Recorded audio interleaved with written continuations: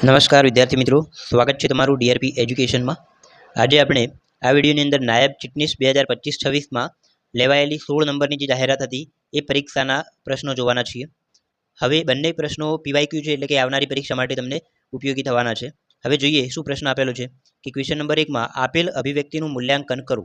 અહીંયા એક સાદું પદ આપેલું છે જેનું આપણે સાદું રૂપ આપી અને કિંમત લાવવાની છે।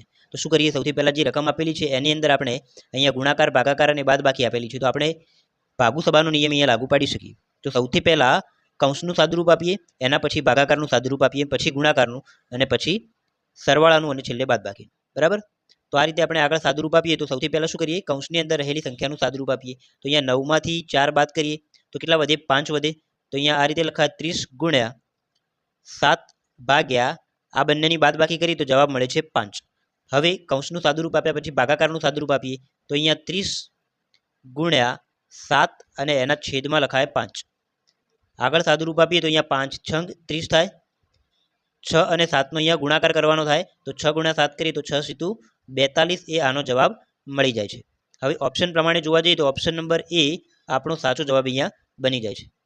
ક્વેશ્ચન નંબર 2 જોઈએ મિત્રો કે સાદુરૂપ આપો 16ની 3/4 ઘાત ગુણ્યા 4ની -1 ઘાત। આ ક્વેશ્ચન પણ નાયબ ચીટનીસમાં પૂછાયેલો છે।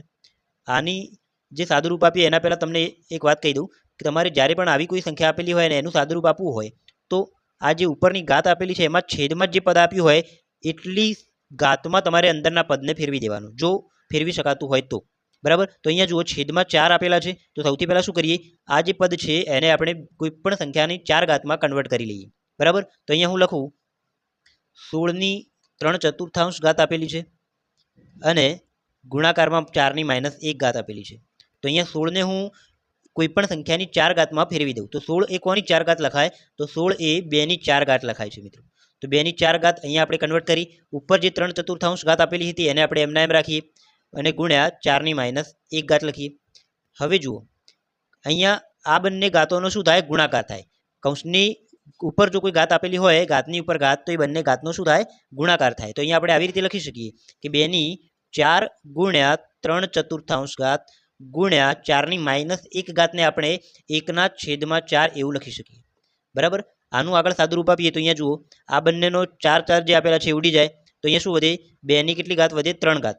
તો અહીંયા આપણે આગળ લખી શકીએ કે 2ની 3 ઘાત ગુણ્યા 1/4।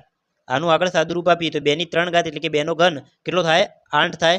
8 ગુણ્યા 1/4, છેદ ઉડાડીએ તો 4 દુ 8, તો 2 ગુણ્યા 1 કરીએ એટલે જવાબ મળે છે અહીંયા 2। તો આ રીતે આપણો ફાઇનલ જવાબ મળી ગયો।